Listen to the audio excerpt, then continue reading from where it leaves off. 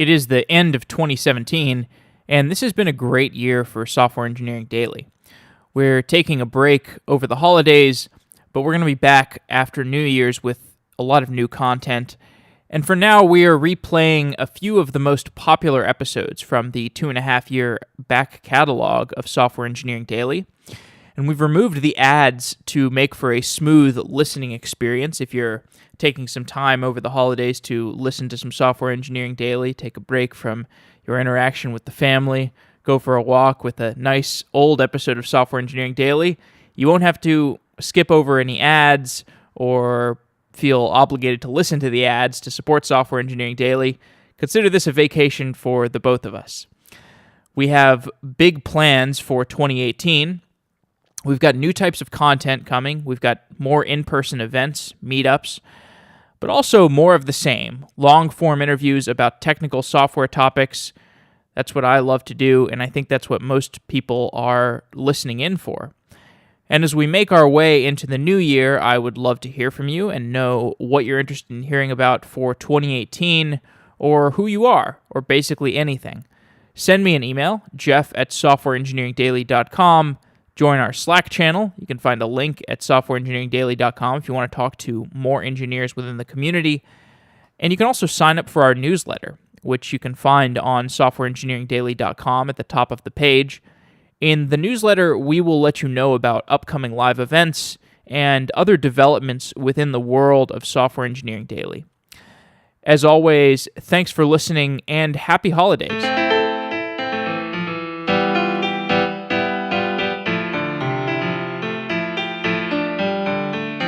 Stephen Wolfram is the founder and CEO of Wolfram Research, a company that makes computational software including Mathematica and Wolfram Alpha. Stephen, welcome to Software Engineering Daily. Hi. So I want to start by thanking you because calculus was made a lot easier to learn with Wolfram Alpha, and there were also some days where I would sit down to check my answers and I would get distracted by all the cool things you could do with Wolfram Alpha, so thank you for that. You make me feel old, you see. For me, the Wolfram Alpha was, the fact you can say that just makes me feel old, but that's good. Thank you. What inspired you to start Wolfram Research? Oh, gosh, it's a long story. So, back in the day, so I grew up in England and I was sort of I got interested in science when I was really young, so I was kind of got to the point where I was able to do physics research and things like that when I was in my kind of early to mid-teens and started like writing physics papers and stuff like this. And one of the features of doing physics is that you end up having to do lots of kinds of mathematical calculations and so on, which I always found really boring. And I kind of was in the mode of saying, this is really mechanical stuff. One should be able to get a machine to do this. So that got me interested. This was kind of mid-1970s. Got me interested in, okay, can one actually get a machine to do this stuff? And at that time, there were some experimental systems that people had started to build to do these kinds of things. So I learned how to use them and got really involved in that stuff. And then, went on and became a physics professor and things like that, which I was lucky enough to do by the time I was 20. So I managed to not get completely submerged in the education system for too long. But one of the things that happened was, in order to kind of make progress in doing things like fancy physics things, I needed to be able to do all sorts of mathematical calculations, and I eventually came to realize that the systems that existed for doing these things weren't good enough, and the only choice that I had was kind of build my own. So I started, this was late 1979, I started building my own system for doing mathematical computation, and that became, as my first big system I wrote, it was written in a very newfangled language at the time called C, and it was had all sorts of quite modern software engineering features actually. And it came out.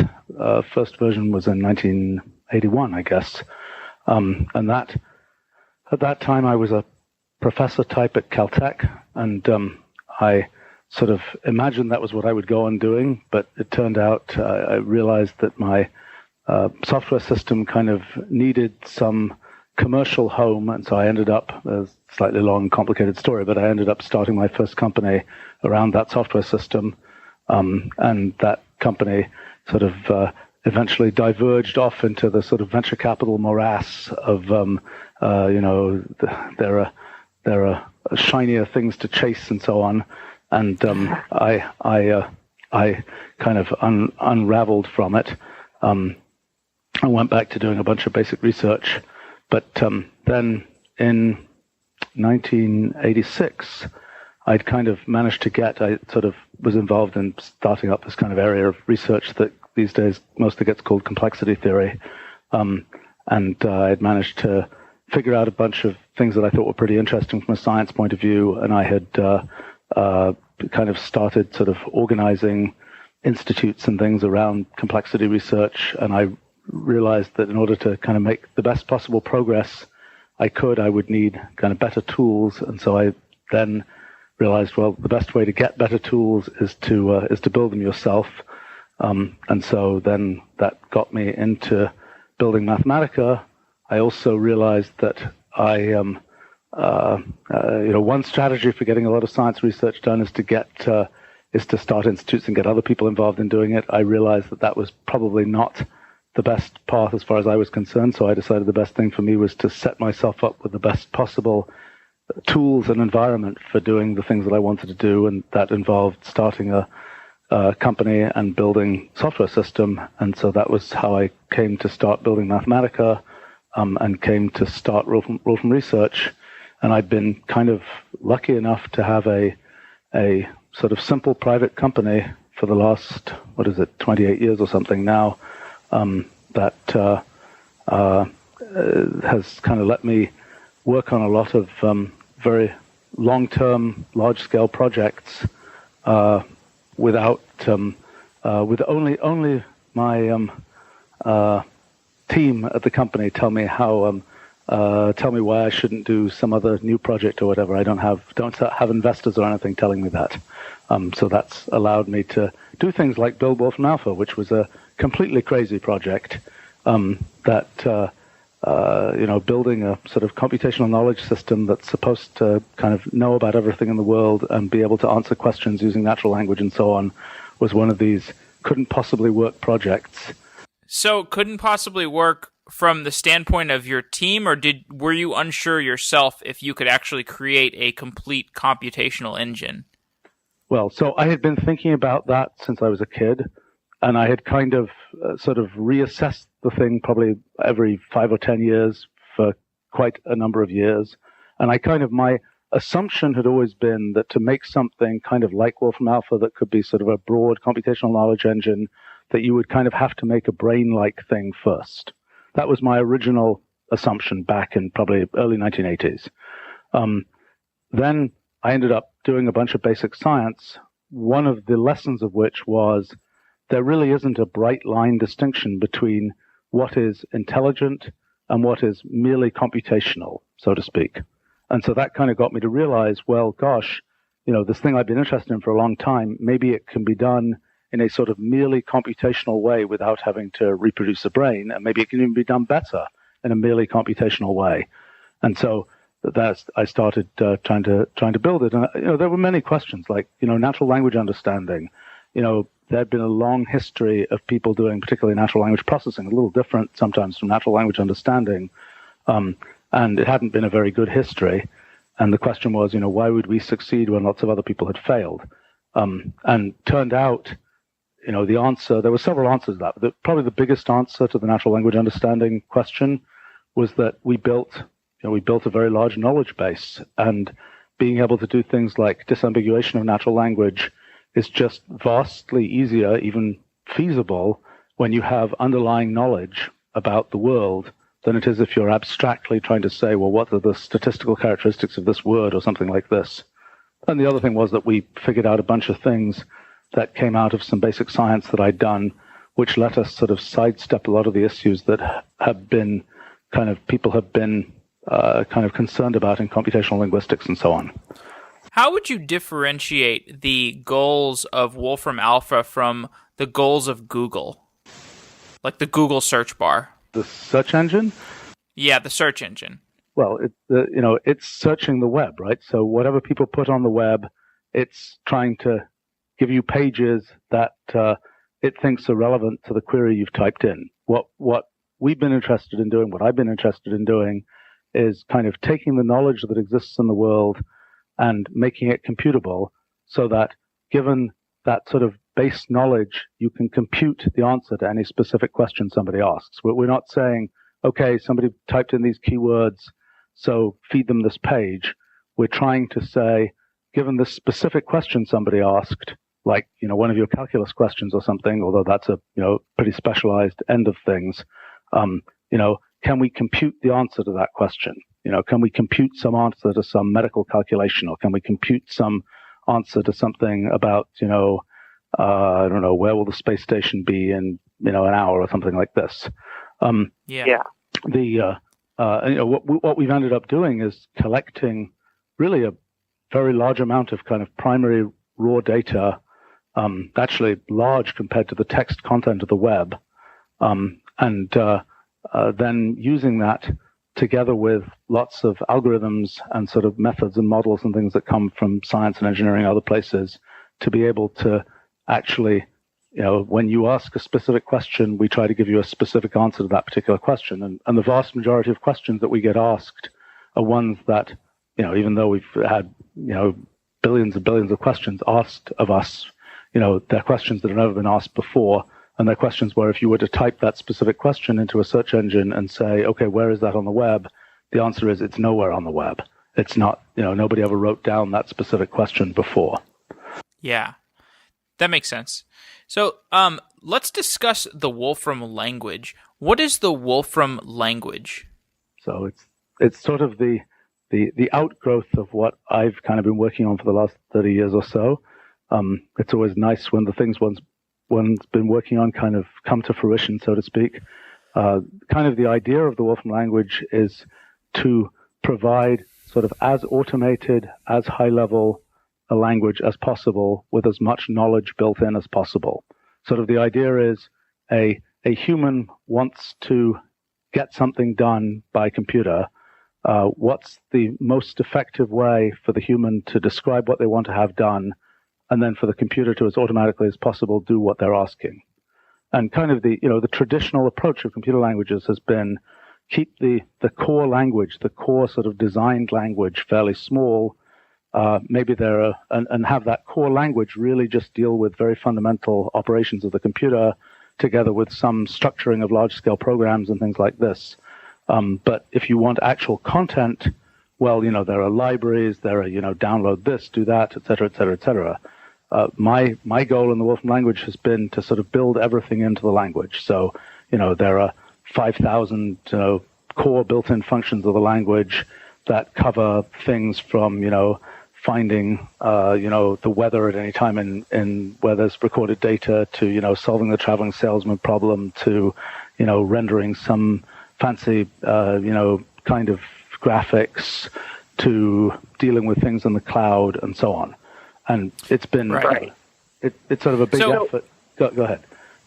So you call Wolfram language a knowledge-based language. How do you define the term knowledge-based language? It knows stuff. Most languages don't purport to know anything. In other words, in our language, the things I was just mentioning, like, I don't know, it knows what the density of gold is, or it knows what something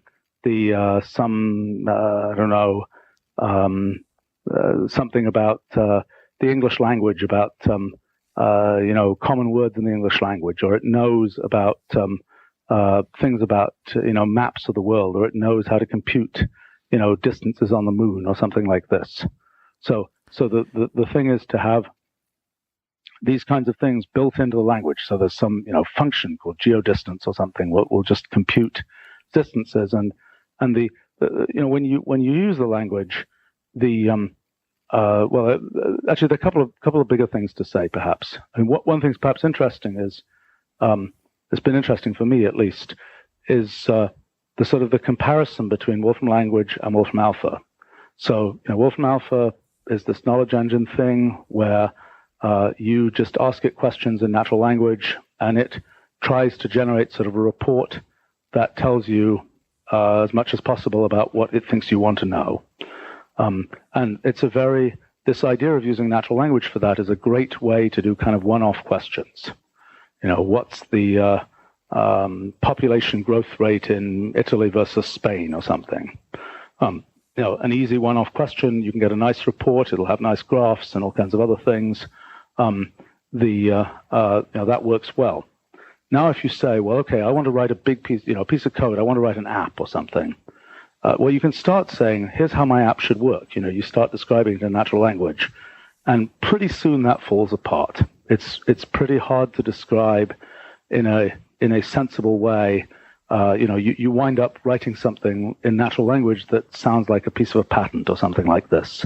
It's very natural language is not a good match for describing more complex kinds of structured things, and that's where having a computer language works really well. If you have a language but the thing that I've tried to do in Wolfram Language is to sort of leverage what people know from natural language. Like, as I mentioned, it has 5,000 built-in functions which have names that are basically derived from words in English, so that you can kind of know what they should be. And when you look at a piece of code, you can pretty easily tell what the piece of code is doing.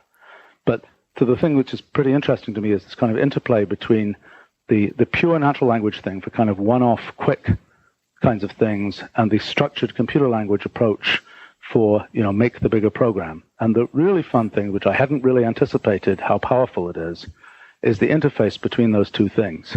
Because, for example, when you're programming in Wolfram Language and you say, I want to know, and you need to put in, in some program, you need to put New York City into the program, or you need to put a list of, 5 cities or something that are, I don't know, the hubs for an airline or something. Well, how do you enter New York City? Well, you just have to enter, in a typical interface, it's, you type control equals. I mean, it's something different on mobile, but you type something like that, and then you can type NYC, and it will then turn that into this, that's natural language, but it will turn that into this canonical thing that is a unique representation in the language of New York City. And you can do more complicated things like that. But this thing that you can sort of enter, particularly real-world kinds of concepts, using little fragments of real-worldism, so to speak, into the language using natural language, I had not anticipated this, and it turns out to be really powerful.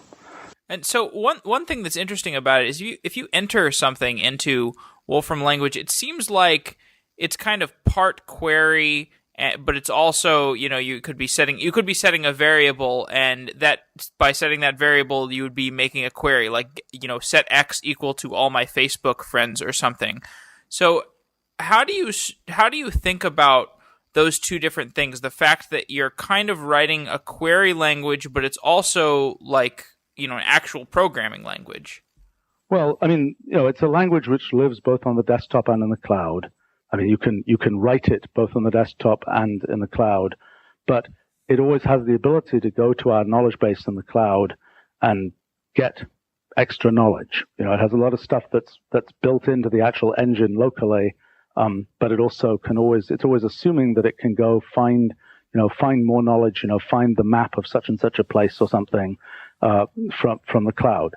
I think that's at first it was like, oh, this is very, this is exotic. And then it's like, of course, this is how I assume it always works.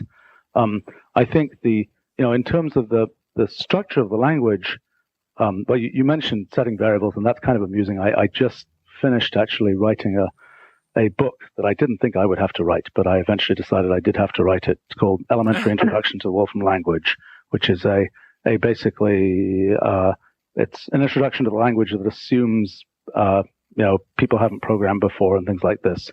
Anyway, it's kind of one thing that I found amusing about this book. It has 50 sections, and I don't mention assigning values to variables until section 37.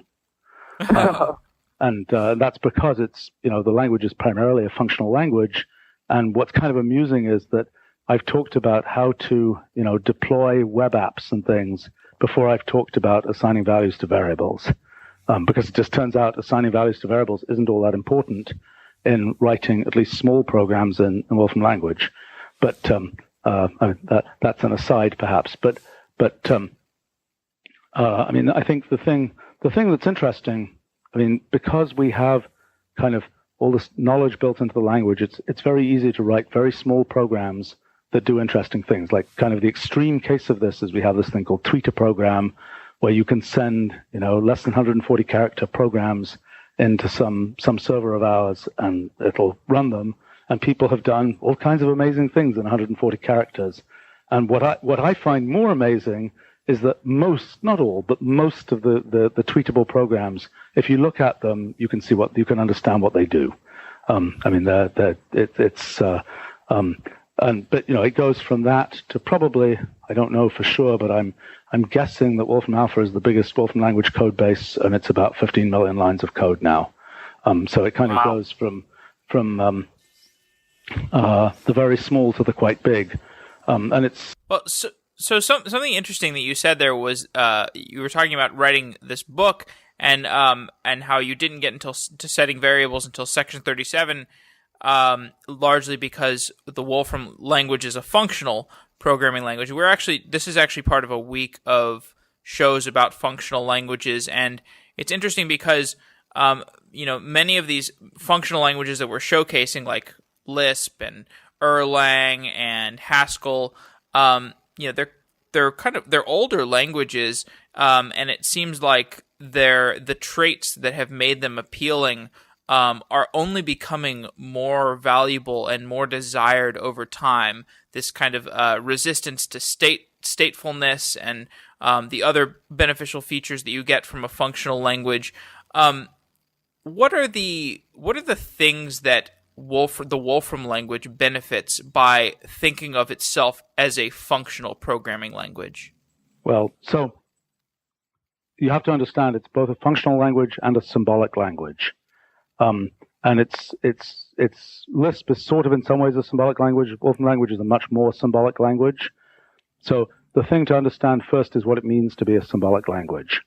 So usually if you type in X in a typical language and you haven't said what X is, it will say, error, you have to say what X is. In our language, X can just sit there and be X. So, that's nice if you're doing math and you want X to be some symbolic variable. But much more interestingly, X can represent all kinds of different things. Like you can have a symbolic thing that represents New York City, or you have a symbolic thing that represents, some document or some piece of graphics or something like this. Or you can have a symbolic thing that is a piece of code. And the fact that all those things can be kind of represented in the same way as symbolic expressions is pretty critical to the language. And the fact that you can kind of pass around little fragments of code, people who write in Wolfram language they pass around pieces of code all the time. It's kind of like a standard thing you do.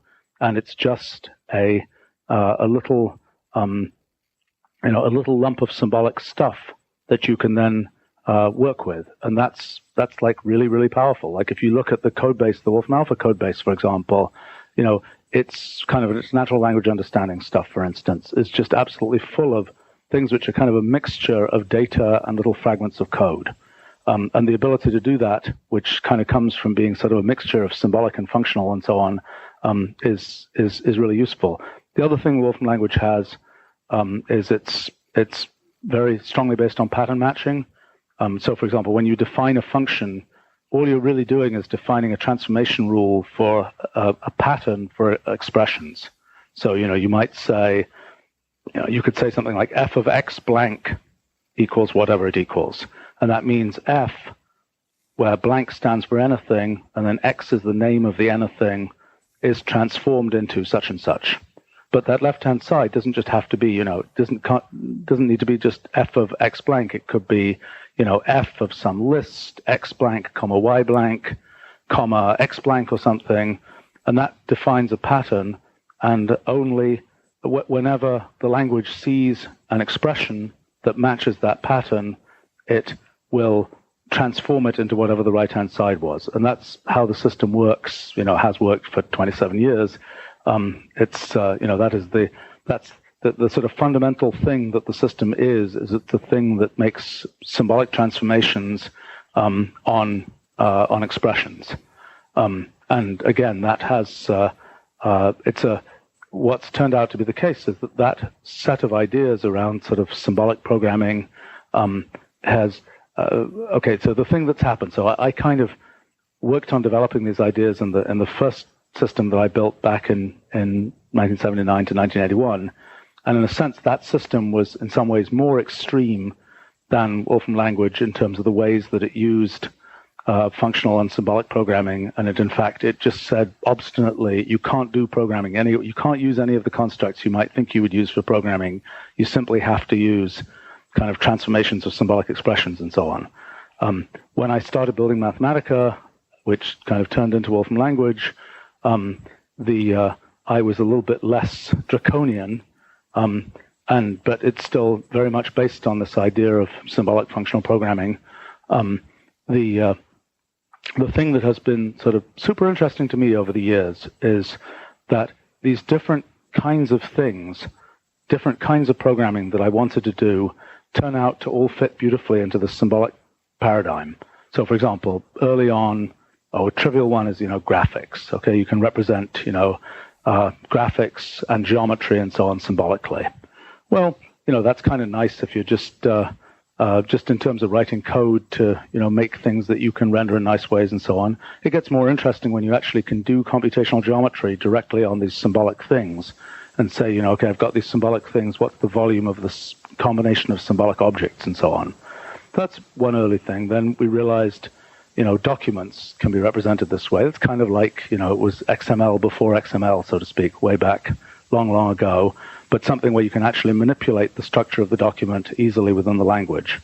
Then we realized user interfaces work that way too, that you can have a sort of symbolically represented user interface that you can manipulate at a symbolic level and generate at a symbolic level and so on, and then deploy and such like. And there are just a whole sequence of these things. The one that has been most interesting recently is the realization that one can represent the deployment of programs symbolically.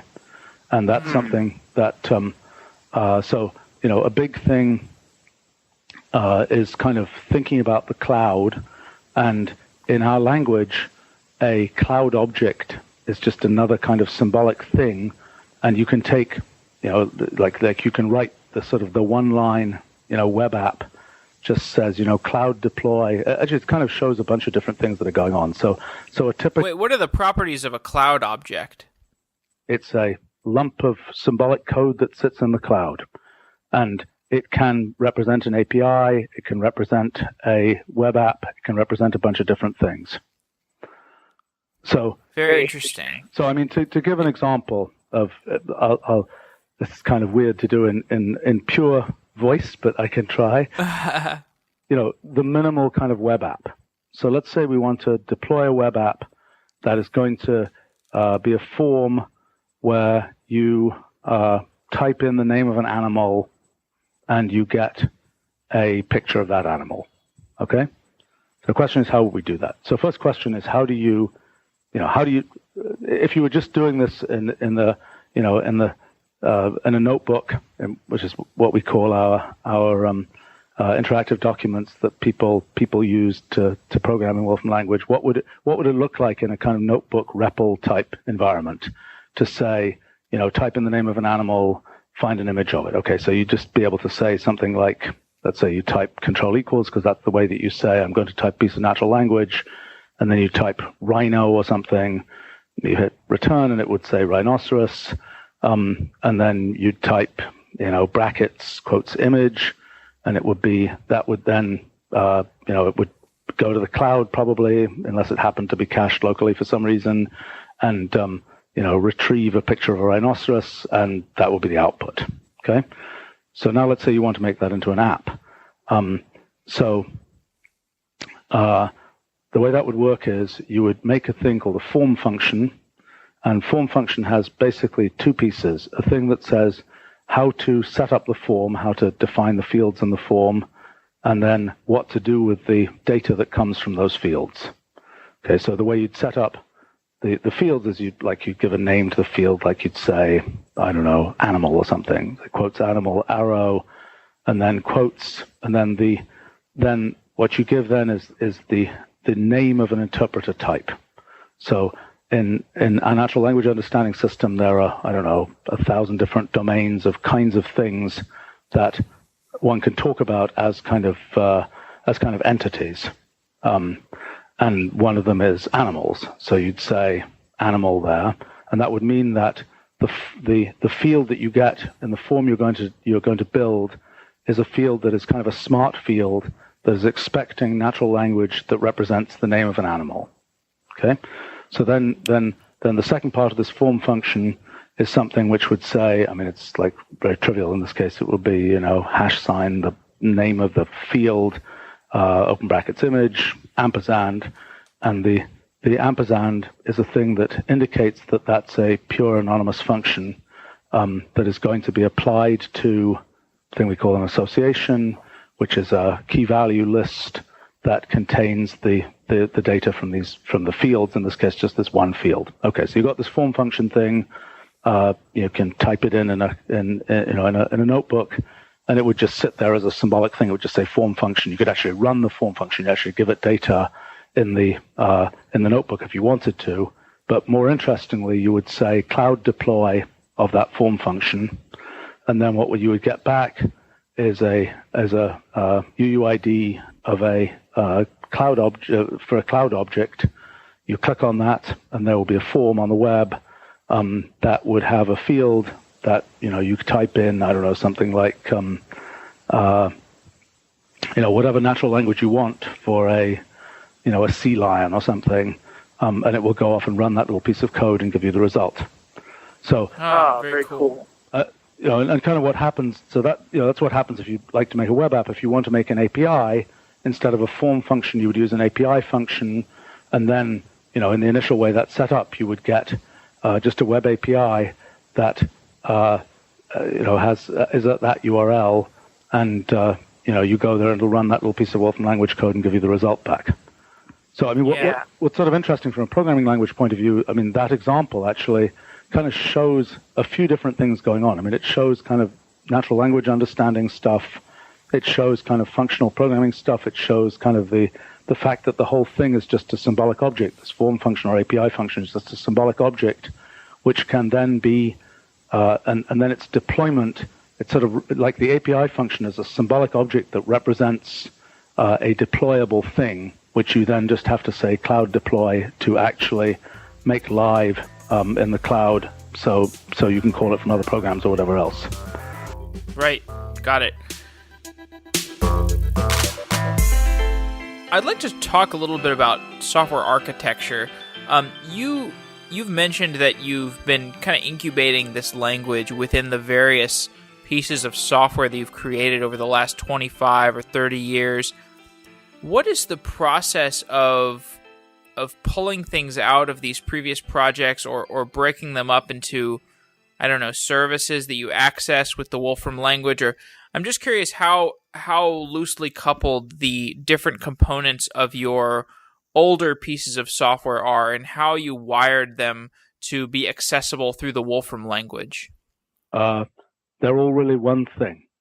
So the whole Mathematica software stack is now part of the Wolfram language. The whole Wolfram Alpha stack is part of the Wolfram language.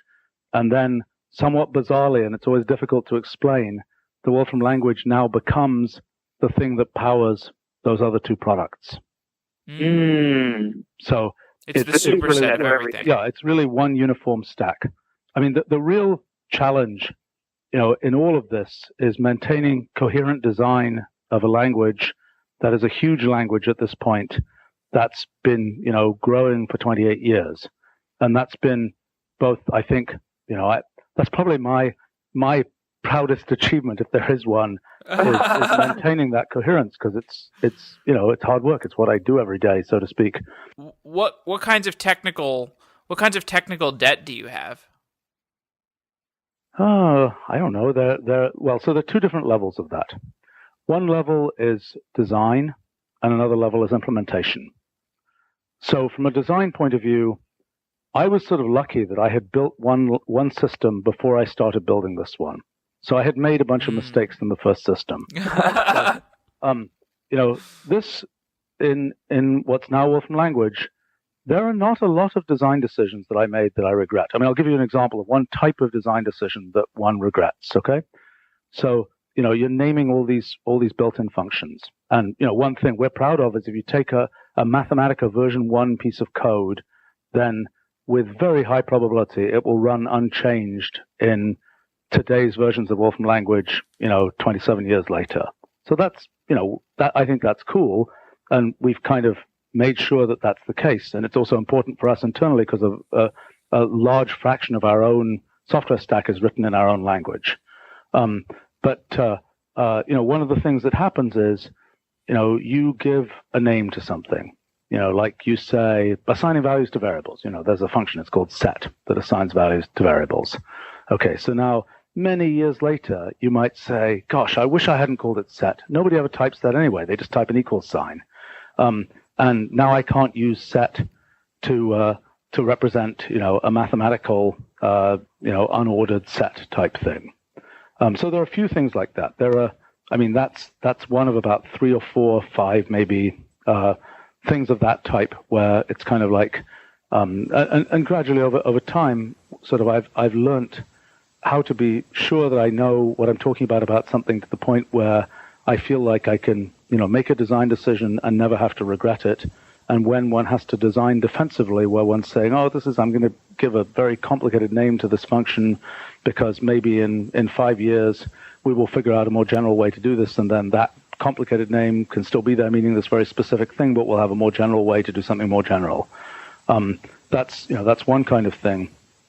When it comes to sort of internal software engineering, I mean, we've we've had a pretty serious program of kind of renewing things over the years.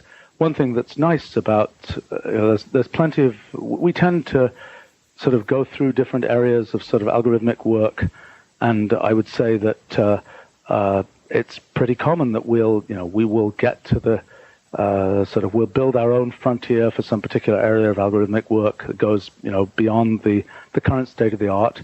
And then, empirically, it seems to last, maybe 15, 20 years before we have to come back in and say, okay, there's now more known about how to do this. We can improve these algorithms and so on. So I think that's, in terms of sort of kind of software infrastructure kinds of things. A lot of our system is written in our own language now, which really helps.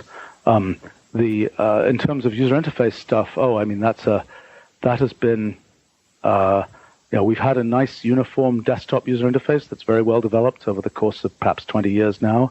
At the beginning, that was absolutely horrifying because we had, all these different platforms, and then somehow in the mid-90s, they all merged beautifully. Well, now, very horrifyingly, we're back in that state again because we've had to build, a completely custom user interface for using Wolfram Language in the cloud. It's basically a big lump of JavaScript and a bunch of server-side stuff, and that is a complete, it's a completely separate branch of code from the very big user interface that we've already built for desktops and so on. And then, even more horrifyingly, for mobile, we have to have yet another, separate user interface stack for doing sort of the most responsive kinds of things on mobile. I mean, all of these things, we can get away with not doing this, but we don't have the best performance on these platforms, and we want to get the best performance on these platforms.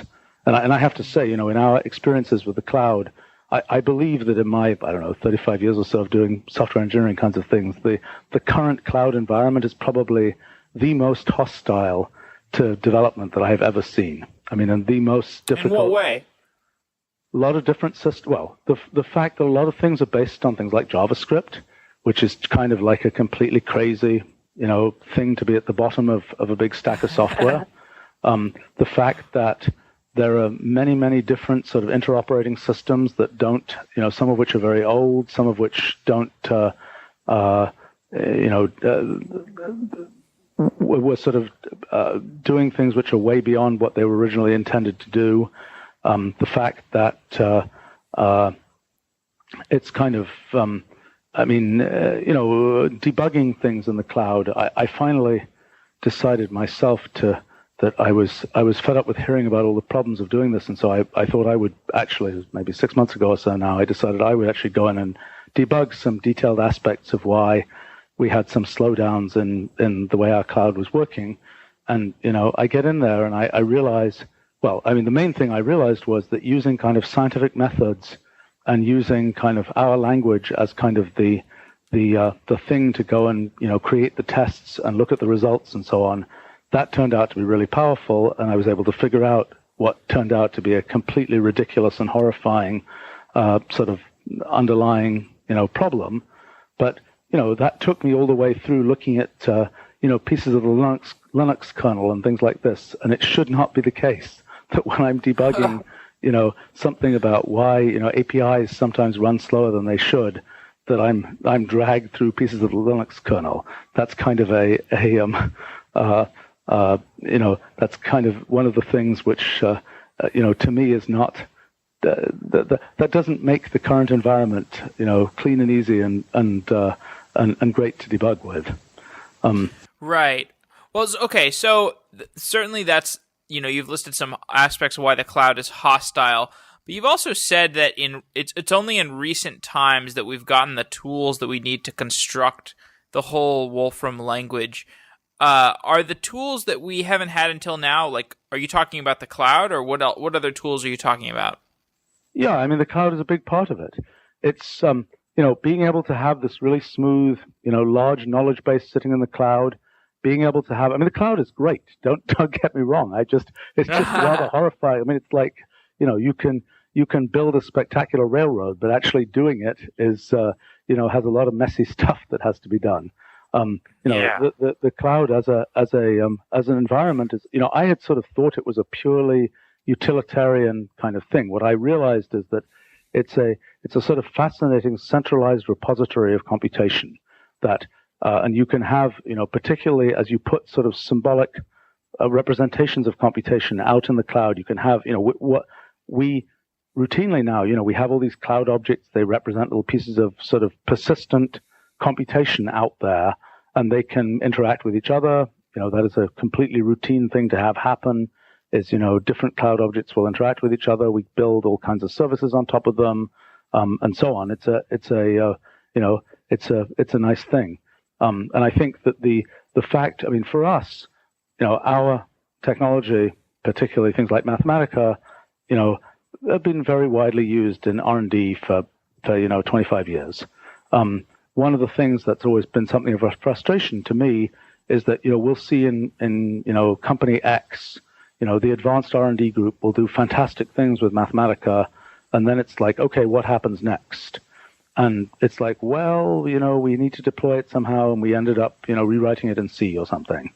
I had wanted to figure out how do we let people go sort of all the way from the original kind of idea and R&D thing all the way to, a fully deployed, production grade system. The cloud is what's basically made that possible. Now, as it turns out, there are, having modularized things for the cloud, there are also ways that you can take the exact same, like a piece of code, like one of the cases we're interested in is embedded processors for IoT type things. And you can take the same piece of code, Wolfram Language code, and you can run it with an embedded Wolfram engine on a tiny device. Like, for example, the Wolfram Language is bundled on the Raspberry Pi Linux computer. And you can, take that piece of code that you were running in the cloud, and you can run it on this embedded device. It's even nicer because you can have the cloud communicate with the embedded device, and it sort of all sort of plays consistently together.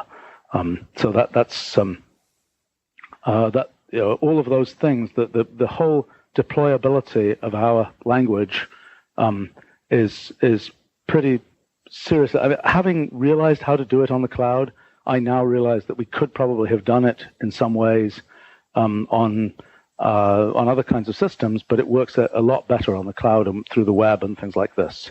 It's a much easier kind of path to say, okay, like that form function thing I was explaining, you do that, and then instantly, everybody in the world can go to that particular URL and go do this thing, and it's sort of instantly deployed. And that's, I think that's important to. I think that's very important in practice to people, using our language and so on. Yeah. So I want to shift gears and talk about a book that you've written called A New Kind of Science. What is A New Kind of Science about? So, well, that's also many years of my life. Here's the sort of where that came from. So, when you look at exact science, for about 300 years, people had kind of been saying, okay, you want to make a model of the universe or something, use mathematical equations, write down some differential equations, that's the way that you make a model of things in the world. I got interested in kind of generalizing that idea and saying, okay, maybe if the thing doesn't fit with mathematical equations, but you still think there's a definite rule, a definite theory for how things work, what's the more general sort of infrastructure that you can use to specify that? And I started looking at simple programs as a way to represent things in the world. And that got me into the question of, okay, if you look at this sort of computational universe of possible simple programs, what do such programs do? And by simple programs, I mean, well, one type of them that I looked at a lot, things called cellular automata, a little bit similar to Turing machines. But in a cellular automaton, like you have a row of black and white cells, and at every step you say, okay, a cell will turn black if its left neighbor is white and its middle thing is black or white, and some simple operation based on the colors of neighboring cells. And you might say, okay, if we have a program that simple, all it could ever do is show very simple behavior. But the thing I discovered in the mid-'80s is that simply isn't true. I did the obvious computer experiments and found, to my considerable surprise, and it took me a few years to actually believe it, that even when the rules for the program are incredibly simple, the behavior the program generates can be, in a sense, arbitrarily complicated. And so that got me into thinking about, okay, so what does this mean for modeling the natural world, for how nature works? Nature is remarkably good at making kind of very complex things. How does it do it? And what I kind of realized is the way it does it is the same way these simple programs do it, just some fraction. It's just a fundamental fact about things that some fraction of simple programs generate very complex behavior, and that's how nature is doing it. And that got me into... Yeah, so a quote from you that I think kind of illustrates what you're talking about is, quote, "The universe is digital in its nature and runs on fundamental laws which can be described as simple programs." What I think is interesting about this quote is I feel like many people have a sense that the universe maybe is more analog, or at least their intuition is that the universe is analog. But I mean, I can definitely appreciate this digital notion, but I could also see that maybe it's drawn some controversy.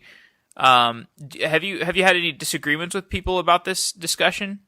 Well, we don't know how the universe works yet, so it's people can disagree until one knows for sure. I mean, I'm in this funny position because I was a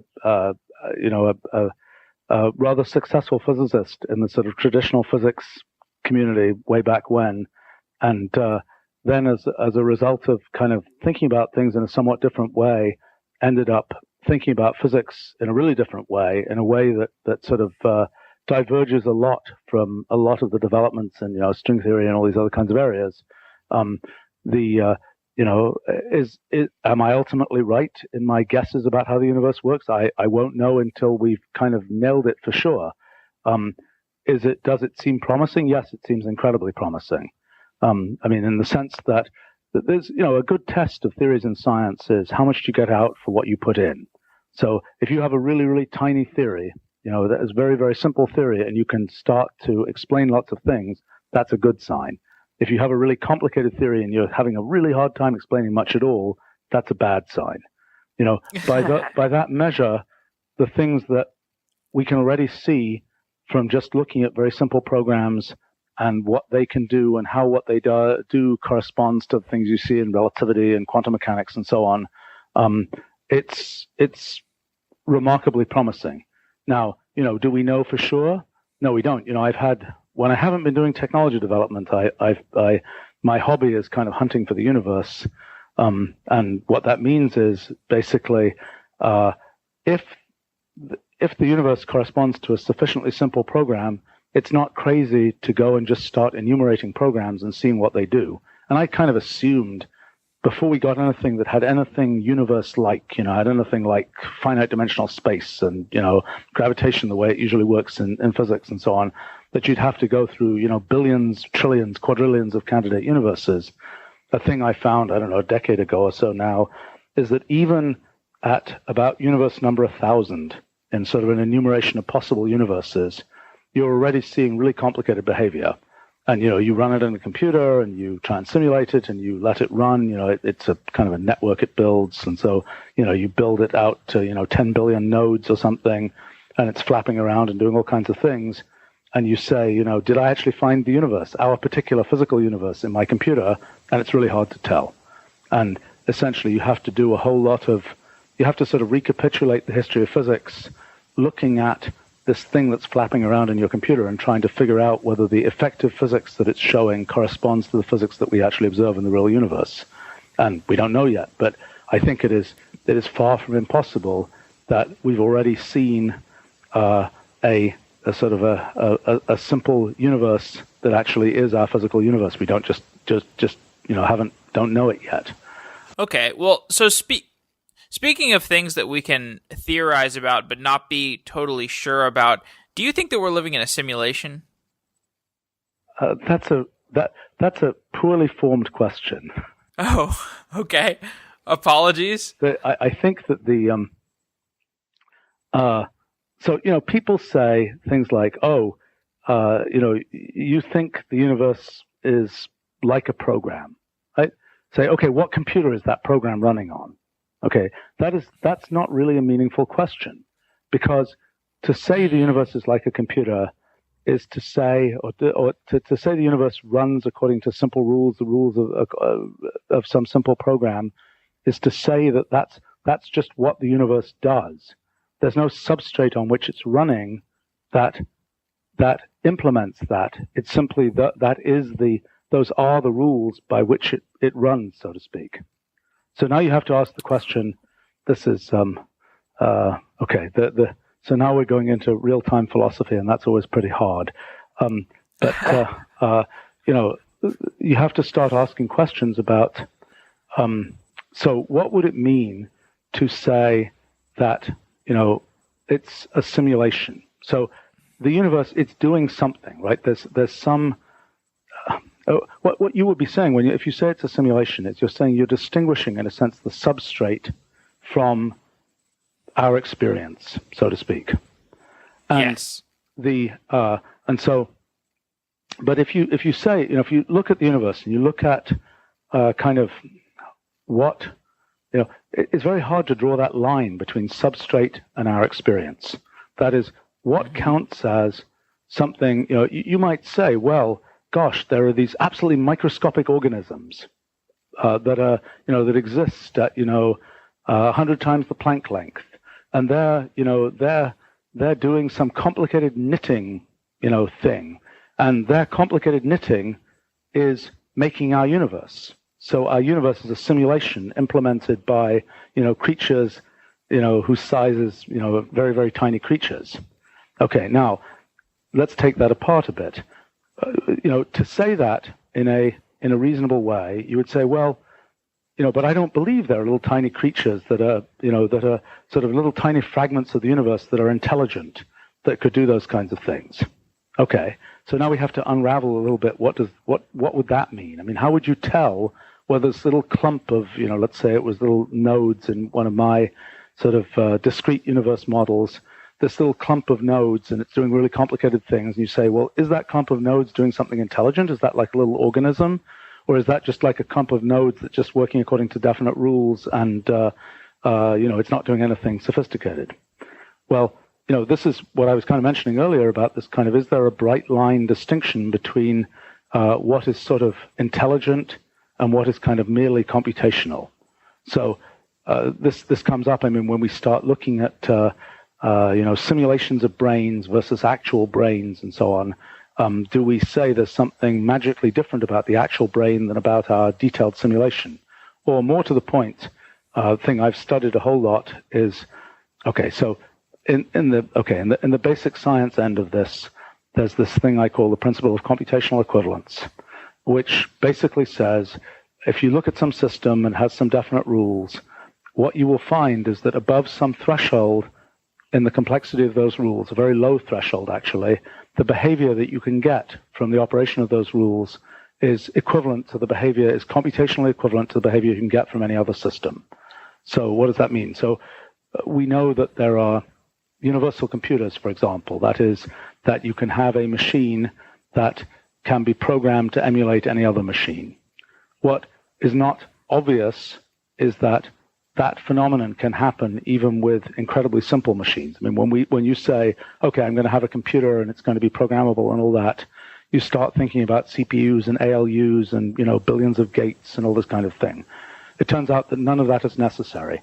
Even incredibly, if you just look at possible simple programs, then within 100, 1,000 simple programs that you might randomly look at, you will run across ones which are capable of universal computation.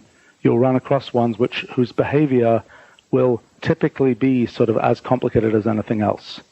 And so those programs, they will be as complicated as anything else, including as complicated as brains. And that's actually why, to brains, those programs appear to be doing complicated things. If brains were incredibly much more sophisticated in the computations they could do than those programs, then those programs would look simple relative to what we can do with our brains. But because there's this equivalence, that doesn't happen. So, this question of what counts as sort of intelligence, the creatures who are pulling the puppet strings, so to speak, for our simulation, versus merely a piece of universe that is computationally sophisticated. That's not a distinction you can make. And this becomes very explicit when you start talking about, search for extraterrestrial intelligence. And you say, in fact, this just happened recently, some recent phenomenon where people were saying, it's so complicated it must be, or it's kind of so bizarre that it must be the effect of intelligence. Or not must be, might be the effect of intelligence. And that's and so... You're talking about the SETI transmission? Yes. The question is whether, when you observe something complicated in the universe, is it the result of intelligence or is it merely a physical process? Back 100 years ago, people were, first, putting up radio masts and things like this, and they heard all kinds of weird and complicated things in sort of the radio universe. And, I think Tesla was one of the people who was convinced it was the Martians signaling us. Turns out it's, modes in the magnetosphere. It's a physical process.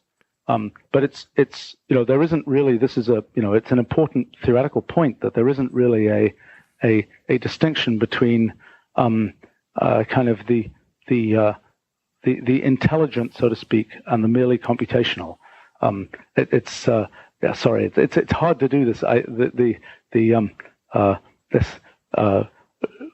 real-time philosophy is particularly when it's responding to a poorly formed question. What's that? No, perhaps did I succeed in explaining why that question is kind of poorly formed? No, I think it was a great. I love your response. One thing that I find interesting about your work is it seems like you have pursued solving a problem that you yourself had. You like Mathematica to Wolfram Alpha to the Wolfram Language. Each of these problems were things that you really wanted to solve deeply, and I think this is this is something that engineers should generally pursue, is to look for problems that they need to solve themselves. Do you have any advice for people who maybe are like looking for the right problem to work on, looking for something that they can dive into and really get passionate about and start building a lifelong career towards? Yeah, I think that working on things that you really care about, building stuff that you're going to use yourself, it's fairly critical, both in terms of your own fulfillment and in terms of building things that are actually good and that other people are going to want to use. I have a very, I've worked with a lot of people over the years, and I've been, one of the things I've liked most about building my company is I've managed to kind of, I would say, collect a lot of very talented people from around the world, so to speak. And I've been sort of collecting them for years now. And I find it really interesting to understand sort of how people's careers develop and so on. And I think, I have an ultimately optimistic view, which is, for every person, there's a niche in the world. And, sometimes one is lucky enough to have been born at a time when one is a fit for a particularly interesting niche that exists. Like, I'm kind of lucky that I've been around at a time when sort of computers have just become, I was born in 1959 when computers were incredibly primitive, and I've sort of was around at the time when computers made the transition to not being so primitive and to the point where you could, build sophisticated software systems and so on. And so, I've been sort of lucky in the alignment of, and I've found, for myself, I've been always interested in, what is it that I'm actually good at doing, and how do I map what I'm good at doing into things that make sense to do in the world. And I think that it's usually it's a big puzzle to do that. And I've watched and helped lots and lots of people do that. And the thing that tends to happen, so there are many principles about this. One is if you identify sort of what's new and emerging in the world and, choose that as your career, you'll obviously do better than if you identify something which may have a lot of institutional structure and kind of a lot of people saying, oh yeah, you could do this and be a such and such kind of programmer or something, and there's a million others like you, and kind of one knows how that track works. If you can get into something early, you're vastly better off. In today's world, if you're it's an interesting principle. If you take, if X is any field and you prepend the word computational to it, and then you say, does that computational thing, does it exist? And the best ones to get into are probably the ones that don't really exist yet, because they will all exist at some point. And, I think that, but the thing I've noticed is that it's a big puzzle figuring out what, how you match the things you really like to do with the things that exist to do in the world. And what tends to confuse people a lot is, they go through school and they're good at they might be good at, bad at, like, hate subjects that are taught in school. But those subjects are a very, the sort of the main subjects of that people learn in school they change very slowly. And they are a poor model for what actually exists to do in the world.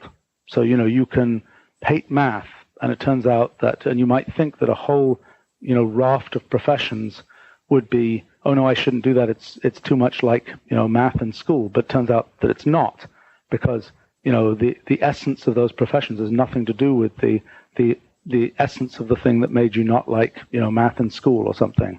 So it's always I think the main thing is to realize that it is something of a puzzle. There's something to figure out. It's rarely, if you want to find sort of a unique niche, and those are, if you can find a niche which is sort of uniquely suited to your particular, interests and abilities, that's, well, I don't know. I think that's for me at least, that's always very satisfying to do things where I feel like if I'm doing it, I'm doing it and I'm a reasonable fit for doing it, and it's different from what other people are going to do.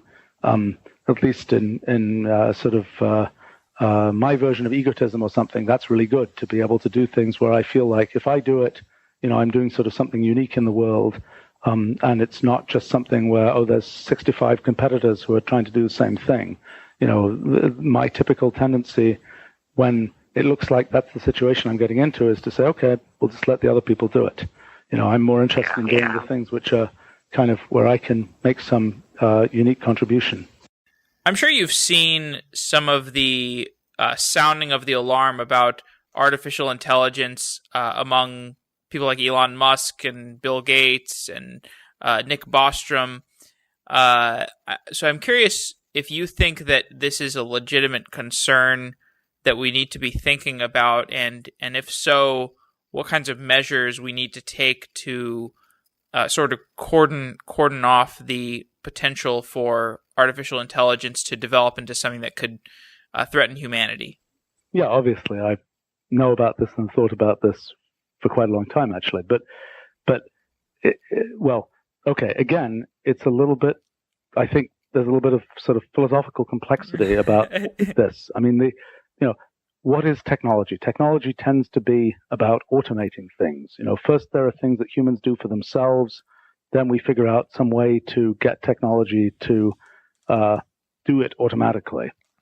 Now, as we go on, more and more things which we were thinking were kind of human activities will get automated. I mean, in the next probably 10 years, a lot of kind of professional things will get automated.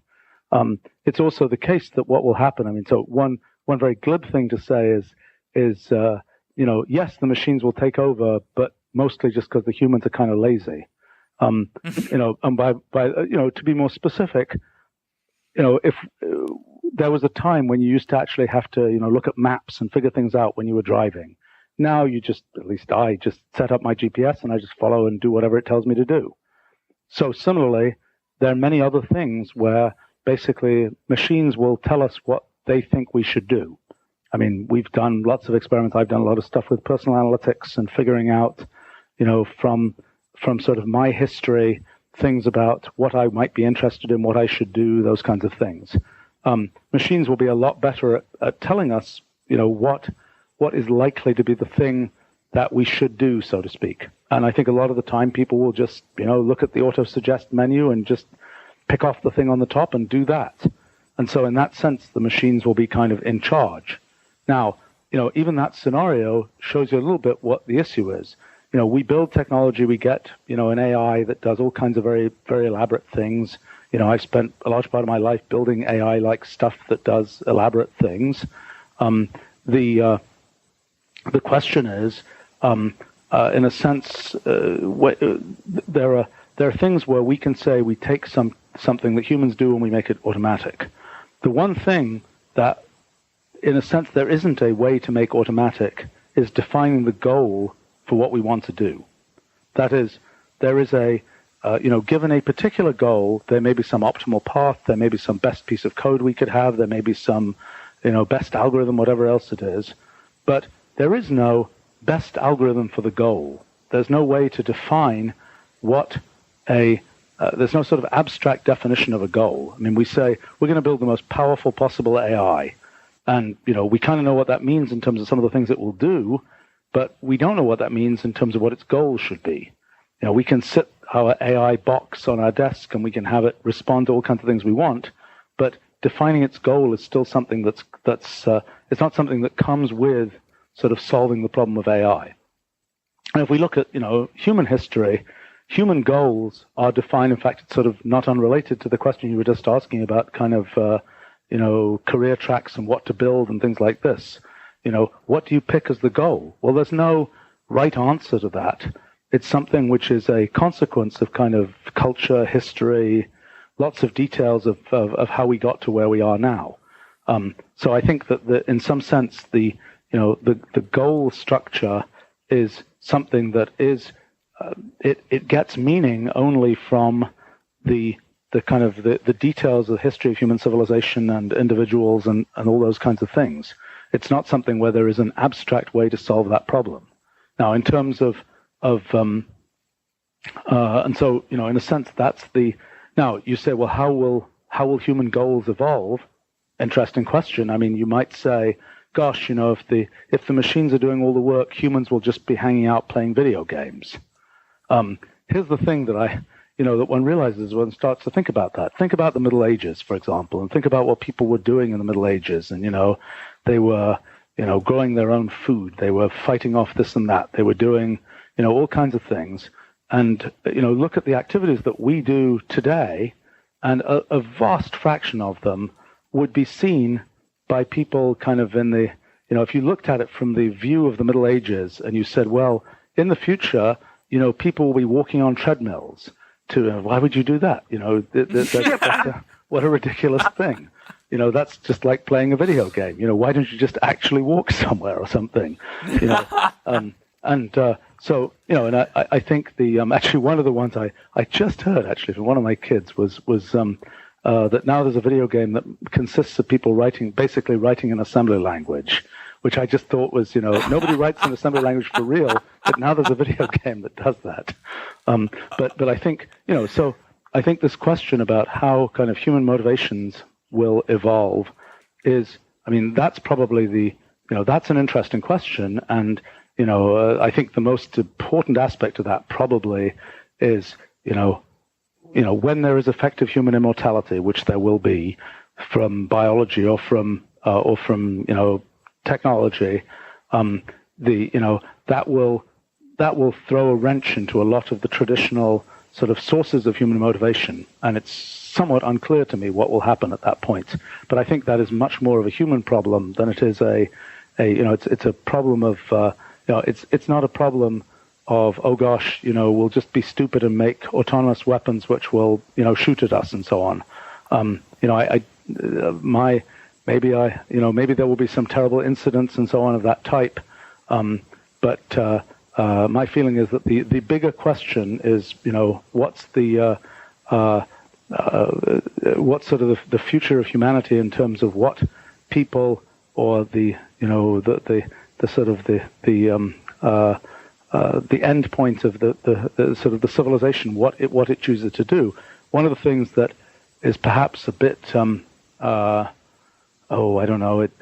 I mentioned this whole issue about sort of computation versus intelligence and so on, and we talked about SETI and sort of how do you tell the difference between just the modes of the magnetosphere and some very some civilization on the planet Mars or whatever. And one of the things which is a little bit kind of what gives one a little bit of pause is to realize that what perhaps we might see as the ultimate goal of our amazingly developed civilization or something is this very human consciousness all sort of packaged up in some very I don't know, my version of it is my kind of quick way of saying it is the box of a trillion souls, where you've kind of packaged up human consciousness and you've just you put a trillion of them in some little box that is able to let people or the kind of the representations of people sort of do whatever they want and so on. And the question then is, when you have this box and you have all these little configurations of electrons and so on whizzing around that represent all of these effectively engrams of humans or something, you look at this box and you're looking at the thing and you compare it with a rock or something. And the rock also has lots of electrons that are whizzing around doing all kinds of things. And you say, well, what's the big difference between the rock and the box of a trillion souls, so to speak? And I think the answer, the only answer in the end is the box of a trillion souls has that whole history that is, our particular special history with all of the particular details and so on. And, the rock has a different history. And, we should, that's the thing we've kind of achieved in the civilization, is this whole long sort of history of development. And there isn't really a kind of an abstract endpoint where, in the future, technology will get to this amazing, endpoint that where everything will be solved type thing. It's the same thing that there's no sort of ultimate definition of the goal. There's no such sort of defined endpoint. So what ends up being important is the details and so on. I think so. So from that, I think those are some of the issues. I mean, what we will see in increasingly, and it's what I've been trying to build from a technology point of view, is humans define the goals. Our technology, as automatically as possible, tries to achieve those goals. So, when we're writing, Wolfram language code, what I'm trying to achieve is that Wolfram language is the best way to tell the machine what you want to do. As I was mentioning, you can use natural language to tell it small and simple things. When you're telling it more sophisticated things, you end up needing a kind of a rich, structured language, and that's what I've been trying to build. Actually, my current kind of thing I've been thinking about, okay, maybe we can end with this kind of, since you've gotten me talking about all kinds of strange philosophical things, I will end with this thing, and maybe one of your listeners will figure this out, and then they should tell me what they figure out. So it has to do with kind of the history of communication, and you're thinking about different organisms, let's say, different entities, and they're trying to communicate ideas to each other. And sort of the 0th level is what happens genetically. That is that one organism kind of is wired up in some particular way that's a result of its genetics, and as a result, it knows how to do thing ABC. Okay, that's sort of 0th level. The next level is the organism has a brain. The brain is just sort of a generic, mess of neural network. And when the organism, is born, the brain starts to receive data. And for example, when we look at, image identification, object recognition, these kinds of things, this is what happens there, that the brain is kind of a blank slate. And, in fact, we built a nice image identification system that's in Wolfram language. And that was, I tried to do it in 1980, but we didn't have what we needed to do it at that time. So now it finally works. But that's a case where you kind of start from this blank, messy, neural networky type thing. Could be in a computer, could be in a brain, and you just learn from experiencing the world. You learn how to do object recognition, and that's most of the animal kingdom works that way. Then us humans figured out one extra thing, which is we figured out human natural language, and the amazing thing about human natural language is it allows one, across generations, so to speak, to communicate, non-trivial knowledge, so to speak, and that's the thing that I don't think would have been obvious to the people, when there was first human natural language, is that would lead to a lot of what we have in civilization and so on, that this idea of being able to communicate knowledge in a way that is disembodied from the particulars of a brain, that is something where you can go, brain-to-brain transfer of this knowledge. But there's still a serious bug with natural language, which is, I might tell you something, and I'm creating this language to and saying something in human natural language, and then you hear it, and then somehow you have to absorb that knowledge and knit it into what you already know in your brain. Well, what I realized is in today's world we actually have one more level, and what we're trying to do in, for example, Wolfram language is it's a way of communicating things about the world, both the real world and things about sort of how you do things in the world, how you, algorithms and things like this. It's a way of communicating that stuff, and it's in many dimensions at least as rich, if not richer, than human natural language. But it has one important other feature, which is that when the receiver does not have to go through a sort of an independent process of absorption, so to speak. You take that piece of code and it will just run. You don't have to have the receiving entity, reinterpret it. It just immediately runs. And so what I've kind of realized is what happens, and there are many things that this, many interesting things so for example, one thing that many questions that I don't know the answer to. Like one of the questions is, what if a large fraction of people in the world, for example, knew our language and knew how to represent things in a structured computer language kind of way? What would that? We know that literacy 500 years ago or 200 years ago, or whenever you count literacy as having really taken off in the world, led to all kinds of different systems being possible. What does it mean if one has, knowledge-based computer language that is actually known by a lot of people? What does it mean more generally The thing that's really bugging me right now is I'm thinking, when one knew that natural language was invented by humans, could one have predicted a lot of what's happened in the sort of development of civilization and so on? And now that we have sort of another level of ability to communicate ideas, what does that mean for what does that actually imply about the future? And I'm pretty sure it implies some really interesting things, but I haven't quite figured out what they are. And that's my one of my current challenge problems, so to speak. That's great. That gives me a ton to think about. Stephen Wolfram, I want to thank you so much for taking all this time and being so generous, and for inventing something that helped me learn calculus again. Thanks, and it's been great having you on Software Engineering Daily. Thanks.